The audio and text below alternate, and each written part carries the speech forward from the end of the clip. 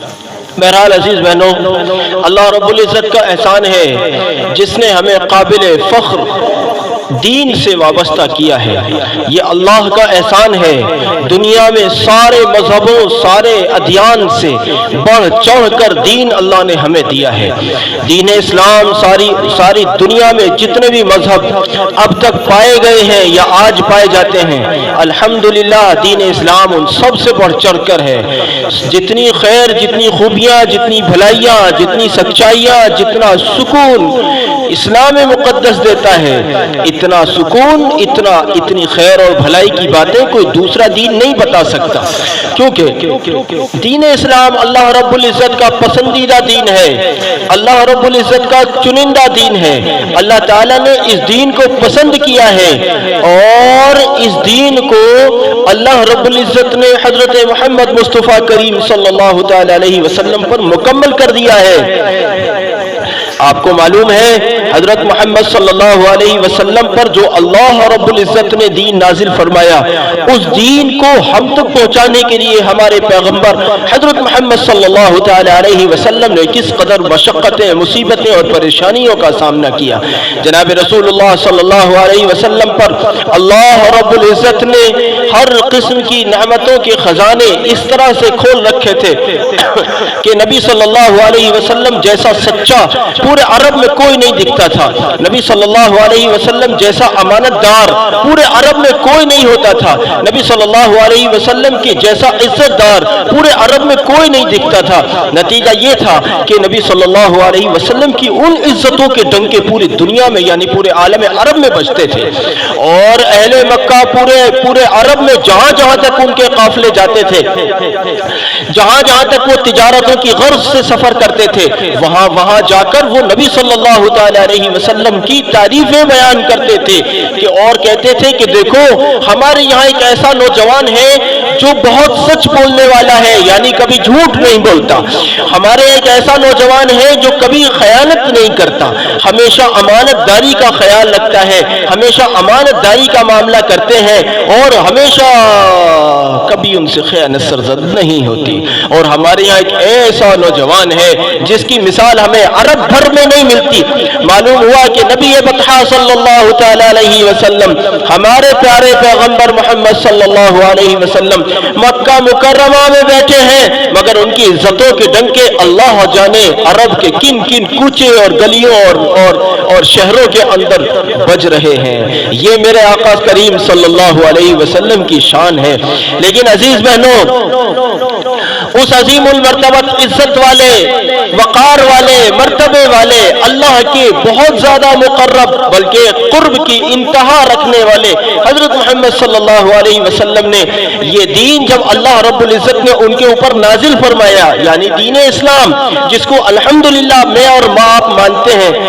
آپ کو معلوم ہونا چاہیے ہمارا دین اسلام ہے، ہمارے دین کا نام اسلام ہے، ہم اسلام کے ماننے والے ہیں، الحمدللہ ہم دین اسلام کو مانتے ہیں اور اسی میں اللہ رب العزت کی خوشنودی مانتے ہیں۔ ہم جانتے ہیں کہ اسلام ہی وہ دین ہے جو ہمیں اللہ کے غصے اور غضب سے بچائے گا، اسلام ہی وہ دین ہے جس پر چلنے والے دنیا میں بھی عزتیں پاتے ہیں، آخرت میں بھی عزت پاتے ہیں۔ ہم جانتے ہیں کہ جو دین اسلام کو چھوڑ دیتا ہے وہ دنیا میں بھی ذلت اور خواری کا مستحق قرار پاتا ہے اور اللہ حفاظت میں رکھے کہ آخرت میں بھی ذلیل ہوتا ہے۔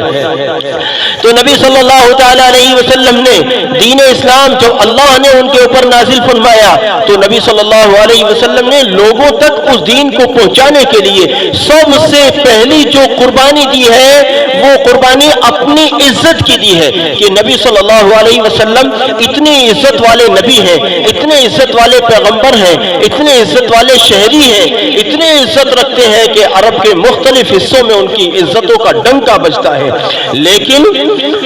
جب نبی صلی اللہ علیہ وسلم لوگوں کو اسلام کی طرف بلاتے ہیں تو وہی لوگ جو ادھر ادھر جا کر نبی صلی اللہ علیہ وسلم کی تعریف بیان کرتے ہیں، وہی لوگ نبی صلی اللہ علیہ وسلم کو برا بھلا کہنا شروع کر دیتے ہیں، نعوذ باللہ تعالی۔ تو نبی صلی اللہ علیہ وسلم نے سب سے پہلی قربانی اپنی عزت کی دی ہے۔ جن لوگوں سے تعریفیں ہوتی تھیں، جو لوگ تعریفیں کرتے تھے، وہی لوگ آج برا بھلا کہہ رہے ہیں. اور برا بھلا کہنے کی وجہ صرف یہ ہے کہ پیغمبر صلی اللہ علیہ وسلم نے ان کے بتوں کو کے بجائے اللہ رب العزت کی طرف بلانا ان کو لوگوں کو شروع کر دیا ہے. آپ جانتے ہیں یہ پہلا دن جو قربانی کا تھا، یہ قربانیوں کا آغاز کر رہا تھا، قربانیوں کی شروعات کر رہا تھا. نبی صلی اللہ علیہ وسلم کی قربانیاں ہر دن بڑھتی چلی گئیں، جیسے جیسے پیغام عام ہوتا گیا، جیسے نبی صلی اللہ علیہ وسلم کی دعوت عام ہوتی گئی، ایسے ایسے قربانیوں کا سلسلہ بھی بڑھتا گیا. کبھی نبی صلی اللہ علیہ وسلم بھر پیٹ کھانا کھانے کو نہیں مل رہا ہے تو کبھی ازواج مطہرات کھانے کے لیے پریشان ہیں، اور کبھی گھر میں چولہا نہیں چل رہا ہے تو کبھی پتہ چلا کہ بیٹی بھوکی ہے تو کبھی باپ بھوکا ہے تو کبھی نواسے بھوکے ہیں تو کبھی داماد بھوکا ہے تو کبھی بیوی بھوکی ہے تو کبھی بچے بھوکے ہیں. یہ حال ہے نبی صلی اللہ علیہ وسلم کا. حالانکہ نبی صلی اللہ علیہ وسلم دنیا کی تمام صلاحیت مند لوگوں سے سب سے بڑھ کر صلاحیت رکھنے والی شخصیت کے مالک ہے. چاہتے تھے، اگر چاہتے تو کچھ بھی کما کر اور کچھ بھی کوئی بھی تجارت کر کے بہت اچھا بسر کر سکتے تھے، لیکن نہیں، نبی صلی اللہ علیہ وسلم نے اپنا پورا کا پورا وقت اور پوری کی پوری زندگی دین متین کی تبلیغ اور اس کی تشہیر کے لیے اور دین متین کو امت تک پہنچانے کے لیے وقف کر دی. میری بہنوں، آپ تک پہنچا ہے نبی صلی اللہ علیہ وسلم کا یہ دین، تو نبی صلی اللہ علیہ وسلم اور آپ صلی اللہ علیہ وسلم کے ساتھیوں نے اس طرح کی قربانیاں دی ہیں جس طرح کی قربانیوں کو میں اور آپ آج سوچ بھی نہیں سکتے. آپ ذرا سوچ کر تو دیکھو کہ نبی علیہ الصلوۃ والسلام، سنو میری بات کو، کہ نبی صلی اللہ تعالی علیہ وسلم کے گھر میں تین مہینے ہو گئے ہیں، سنو کہ تین مہینے ہو گئے ہیں نبی صلی اللہ علیہ وسلم کے گھر میں چولہا نہیں چلا ہے. اور مقصد کیا ہے چولہا نہ چلنے کا؟ مقصد صرف یہ ہے کہ ہندوستان کی عورتوں تک بھی دین پہنچ جائے. مقصد یہ ہے کہ دنیا کے اس کونے پر بیٹھنے والی عورتوں اور مردوں تک دین پہنچ جائے. مقصد یہ ہے کہ دنیا کا کوئی شہر، کوئی قریہ، کوئی گاؤں، کوئی شخص، کوئی بشر ایسا نہ رہ جائے جس تک دین نہ پہنچے. اس کے لیے اگر نبی صلی اللہ علیہ وسلم نے اپنے پیٹ پر پتھر باندھے تو اگر باندھنے پڑے تو باندھے، اگر نبی صلی اللہ علیہ وسلم کو بھوکا رہنا پڑا تو رہے، اگر نبی صلی اللہ علیہ وسلم کو نئے جوڑے پہننے سے دور رہنا پڑا تو نبی صلی اللہ علیہ وسلم نئے جوڑوں سے دور رہے. اگر نبی صلی اللہ علیہ وسلم کی بیٹی کو کئی دن تک کھانے کے لیے ایک ٹکڑا نہیں مل رہا ہے تو انہوں نے اس کی پرواہ نہ کر کے اس کی پرواہ کی کہ ہندوستان میں بسنے والی اور ہندوستان میں آنے والی میری بچیاں، میری بیٹیاں کس طرح سے ایمان پر آ جائیں، کس طرح سے مسلمان بن جائیں، کس طرح سے اسلام پر آ جائیں، کس طرح سے وہ بھی جہنم سے بچ جائیں، کس طرح سے وہ بھی جنت میں چلی جائیں. اس کے لیے اگر نبی صلی اللہ علیہ وسلم کو بھوک کی قربانی دینی پڑ رہی ہے کوئی بات نہیں ہے. اگر نبی صلی اللہ علیہ وسلم کو بارش میں باہر دعوت کے لیے نکلنا پڑ رہا ہے، لوگوں کو دین کی طرف بلانا پڑ رہا ہے، کوئی بات نہیں.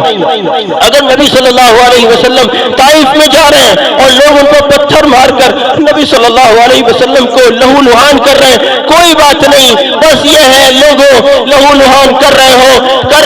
ہو یہ تمہارا فعل ہے، یہ تمہارا عمل ہے، لیکن لوگوں اللہ کے لیے کلمہ پڑھ لو. میری عزیز بہنوں، یہ باتیں کہنے کے لیے بڑی آسان ہے، لیکن ذرا سوچو اس عظیم المرتبت ہستی کو، ذرا سوچو اس رسول علیہ السلام کو جو رسول اللہ نے ہماری طرف مبعوث فرمائے، جس رسول کو اللہ نے ہمارا پیغمبر بنا کر بھیجا، جس رسول کا ہمیں امتی بنایا، احسان فرمایا، اللہ نے فضل فرمایا. شکر مانو کہ اللہ نے فضل اور احسان فرما کر ہمیں نبی صلی اللہ علیہ وسلم کی امت میں پیدا فرمایا ہے. سب سے پہلے یہ امت جنت میں جائے گی انشاءاللہ. سب سے پہلے یہ امت جنت میں جائے گی، دوسرے لوگ لائن میں لگے ہوئے ہوں گے اور یہ امت جنت کی لائن میں انشاءاللہ لگی ہوئی ہوگی. لیکن میری بہنوں جب نماز چھوڑنے کا دل کیا کرے تو نبی صلی اللہ علیہ وسلم کے ان سجدوں کو یاد کر لیا کرو. اللہ تعالیٰ کی قسم کہ نبی صلی اللہ علیہ وسلم کو چاروں طرف سے سجدوں سے روکنے والے لوگ موجود ہیں اور وہ اس فکر میں لگے ہوئے ہیں کہ نعوذ باللہ نبی صلی اللہ علیہ وسلم یہاں سجدہ نہ کریں. لیکن نبی صلی اللہ علیہ وسلم کا یہ عالم ہے کہ حرم شریف کے اندر تشریف لے گئے ہیں، بیت اللہ میں تشریف لے گئے ہیں اور اللہ के सामने सजदा किया है, अल्लाह के सामने नमाज पढ़ रहे हैं, अल्लाह ताला रब्बुल इज्जत की इबादत कर रहे हैं। किसी मुशरिक ने कहा कि फला गली के अंदर एक ऊंट ज़िबा हुआ है, उसकी ओझड़ी फला जगह पड़ी हुई है, कौन लाएगा उठाकर उसको।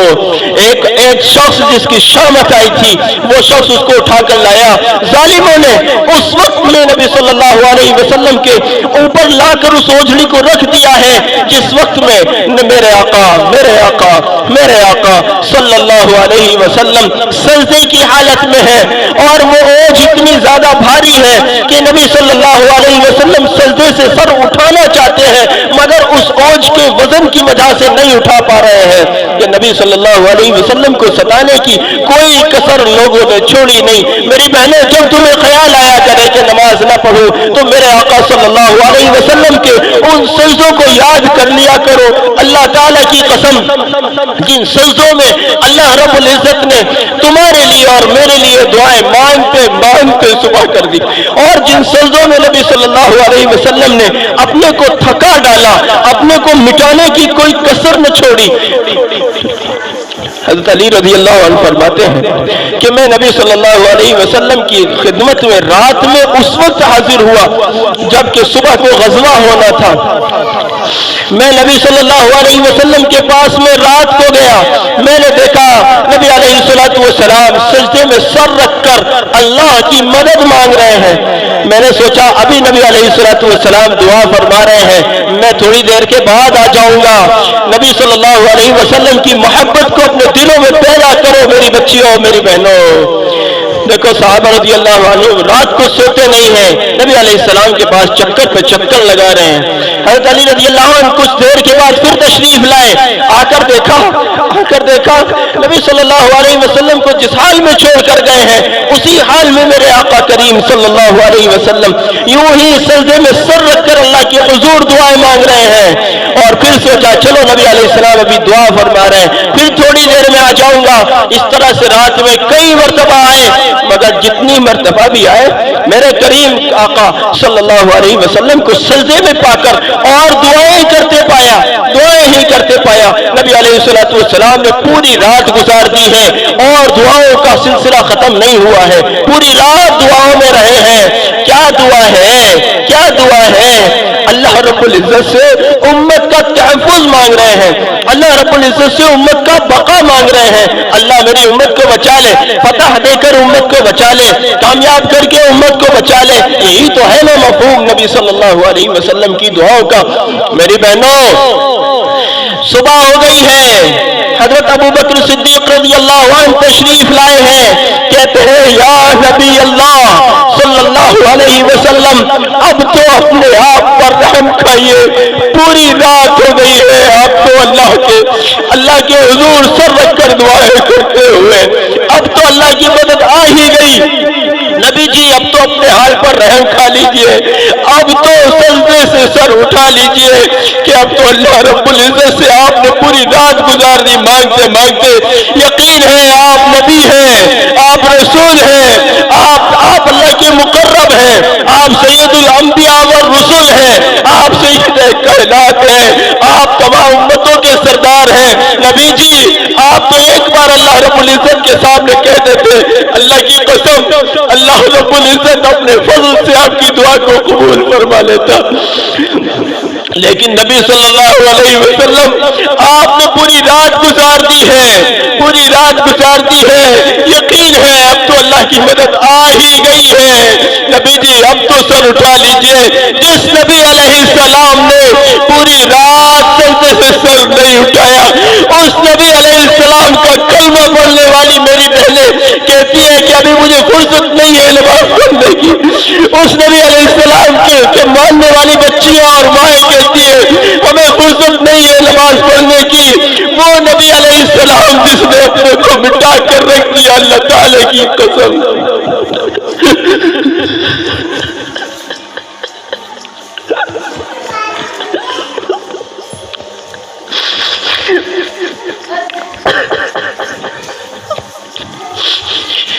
میری بہنوں، اللہ کے رسول صلی اللہ علیہ وسلم کی قربانیوں کو یوں فراموش نہ کرو، اللہ کی قسم۔ نبی صلی اللہ علیہ وسلم جب محشر میں ہوں گے، ہماری شفاعت ان کے ساتھ جڑی ہوئی ہے، ہماری سفارش ان کے ساتھ جڑی ہوئی ہے۔ اگر جب ہم سفارش کے لیے ان کے حضور میں گئے، اگر انہوں نے یوں کہہ دیا کہ میں وہ تیرا رسول ہوں جس کو اللہ نے تیری طرف بھیجا تھا، اور میں نے اپنا سب کچھ تجھ تک دین پہنچانے کے لیے لٹا دیا تھا، اور تو تھا کہ تو نے صرف نماز پڑھنے کا بھی خیال نہ کیا، تو تھی کہ تو نے پردے کا بھی خیال نہ کیا۔ میری بچیوں، میری بہنوں، میری ماں، ذرا بتاؤ اس نبی علیہ السلام کے سامنے کیسے نگاہ اٹھے گی؟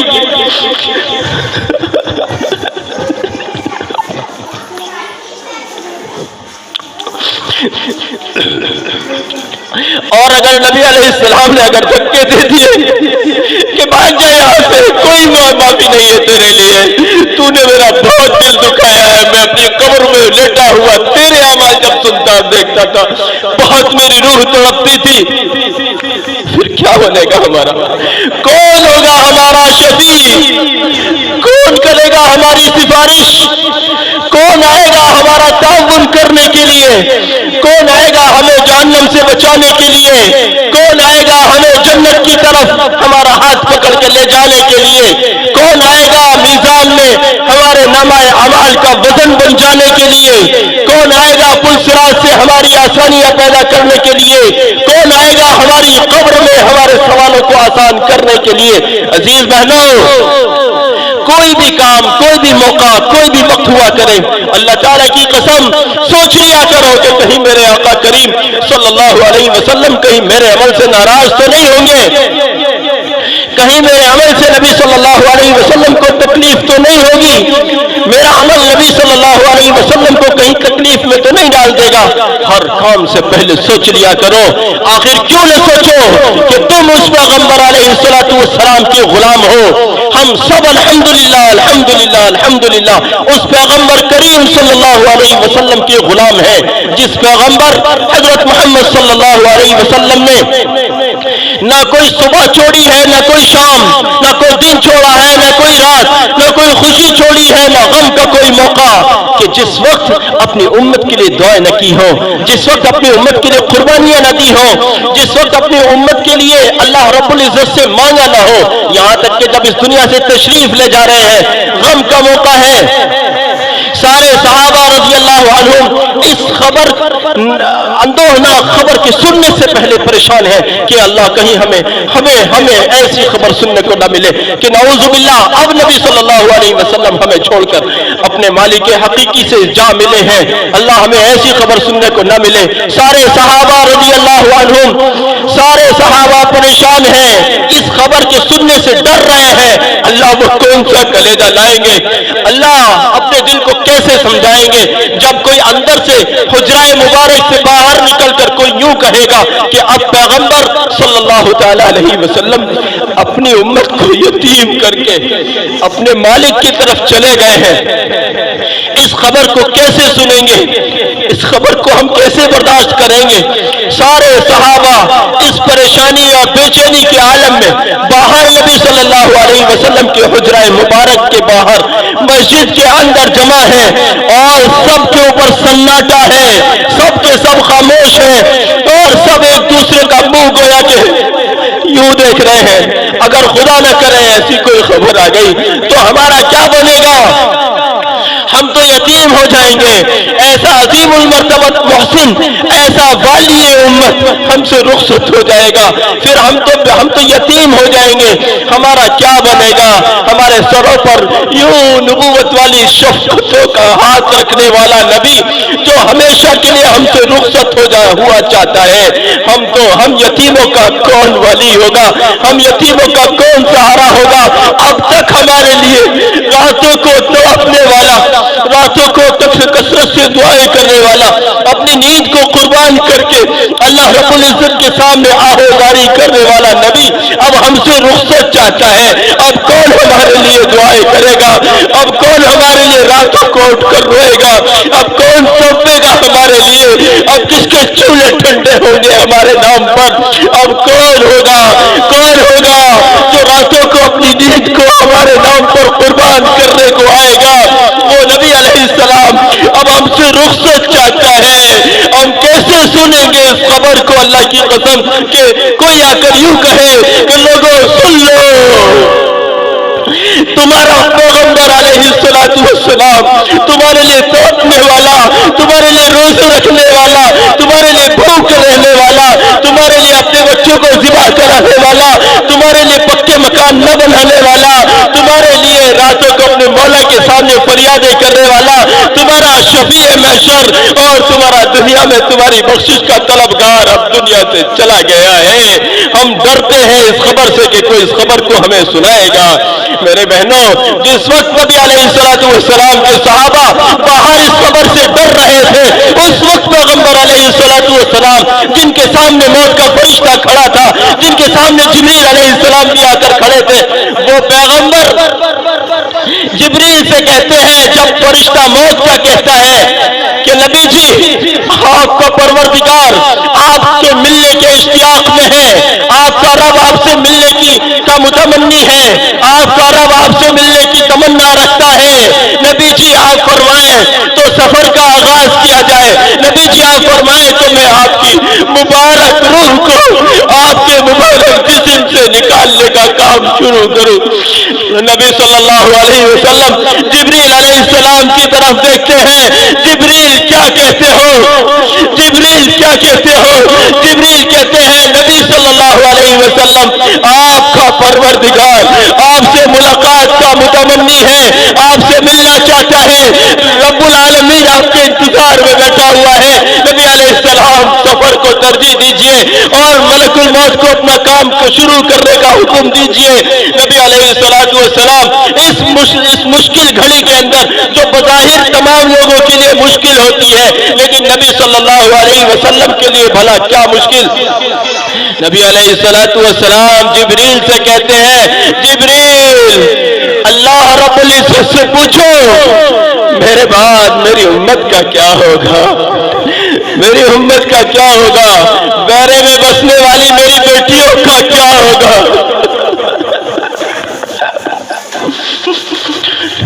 میری بچیوں، نبی صلی اللہ علیہ وسلم کو کیسے بھول سکتے ہو تم؟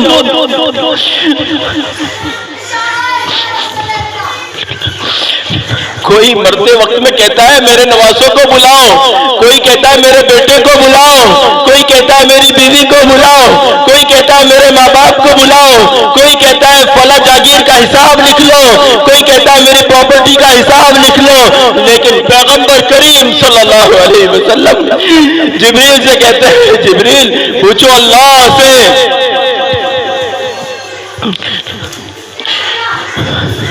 میری امت کا کیا بنے گا۔ جب جبریل علیہ السلام نبی صلی اللہ علیہ وسلم کو یقین دلاتے ہیں کہ نبی جی آپ کے بعد آپ کی امت کو لاوارث نہیں چھوڑا جائے گا، آپ کی امت کے سلسلے میں رحم اور کرم کا معاملہ ہوگا، عفو درگزر کا معاملہ ہوگا، ان سے نگاہ کرم کو نہیں ہٹایا جائے گا، تب نبی صلی اللہ علیہ وسلم موت کے فرشتے کو اس بات کی اجازت دیتے ہیں۔ عزیز بہنوں، عزیز ماؤں، جو نبی علیہ السلام اتنا شفیق ہو تمہارے اور میرے لیے، سچ بتانا ایمانداری سے، کیا اس پیغمبر کی طرف سے منہ موڑنا جائز ہے؟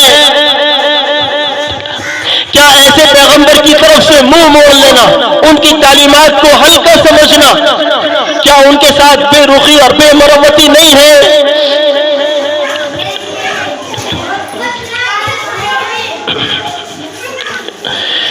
عزیز بچیوں، یاد رکھنا، ہمارا وہ شفیق پیغمبر صلی اللہ علیہ وسلم، اگر ان کی دعائیں نہ ہوتی تو آج جتنے جتنے ہمارے یہاں برائیاں پائی جاتی ہیں اللہ ہم سب کو ان ساری برائیوں سے محفوظ رکھے۔ آج جتنی برائیاں ہمارے اندر پائی جاتی ہیں یہ ساری کی ساری برائیاں ہماری تباہی کی وجہ بن کر رہتی، لیکن یہ ہمارے پیغمبر علیہ السلام کی دعاؤں کا طفیل ہے کہ ہمارے اتنے سارے گناہوں کے باوجود الحمدللہ یہ زمین یوں ہی ٹھہری ہوئی ہے، یہ آسمان یوں کا یوں ہی ٹھہرا ہوا ہے، یہ سورج اور چاند یوں ہی اپنا نور بکھیر رہے ہیں، اور زمین پر وہ سارا کا سارا نظام اللہ کے فضل سے چل رہا ہے۔ آج کوئی گناہ کر لیتا ہے اللہ کے فضل سے اس کے لیے استغفار کا دروازہ کھلا ہوا ہے کہ یہ گناہ کر لیا ہے اس نے، یہ اللہ کے حضور اگر معافی مانگ لیتا ہے تو اللہ رب العزت اس کو معاف کرنے کو بیٹھا ہے۔ آج دیکھو تم وہ مخلوق ہو، تم خواتین میں وہ صفت اللہ نے رکھی ہے، عورتوں کو اللہ نے یہ صفت دی ہے کہ اگر عورتیں ایک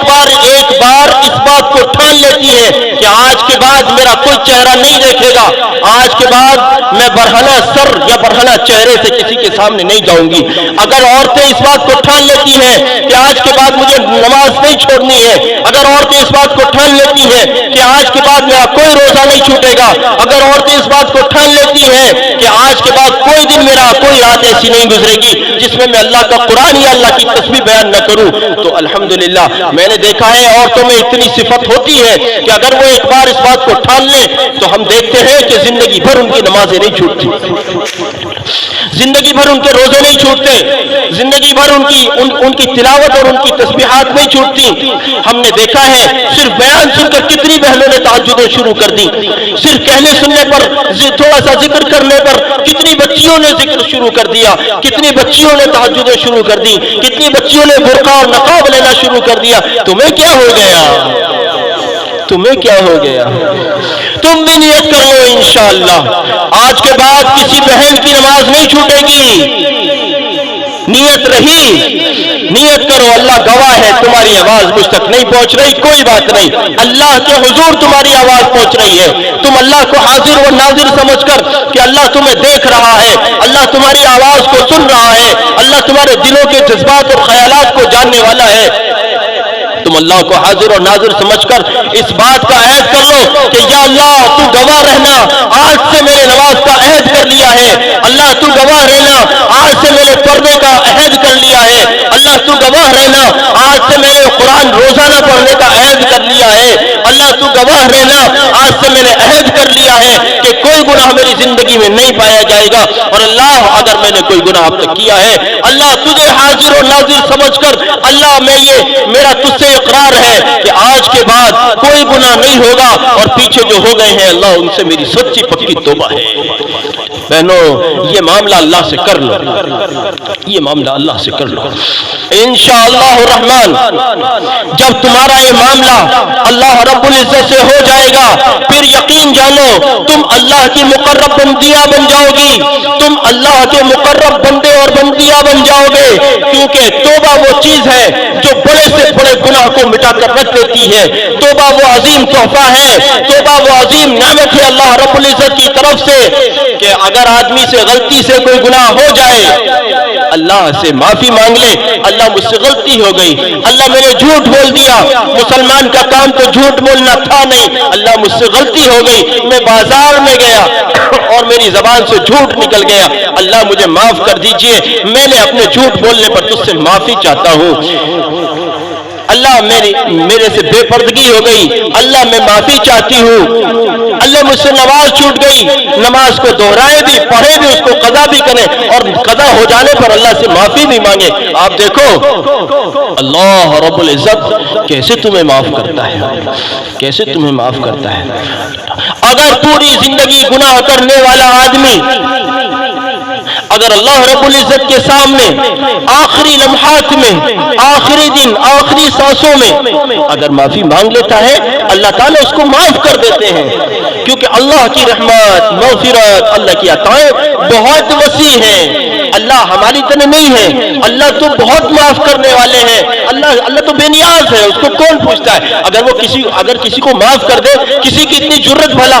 تو یوں پوچھ لے اللہ تو نے کیوں معاف کر دیا؟ اللہ اپنی مرضی کا خود مالک، اللہ جو چاہے کرے۔ اس لیے عزیز بہنوں، تم سب کے سب نیت کرو، انشاءاللہ تعالی آج کے بعد کوئی عمل نہیں چھوٹے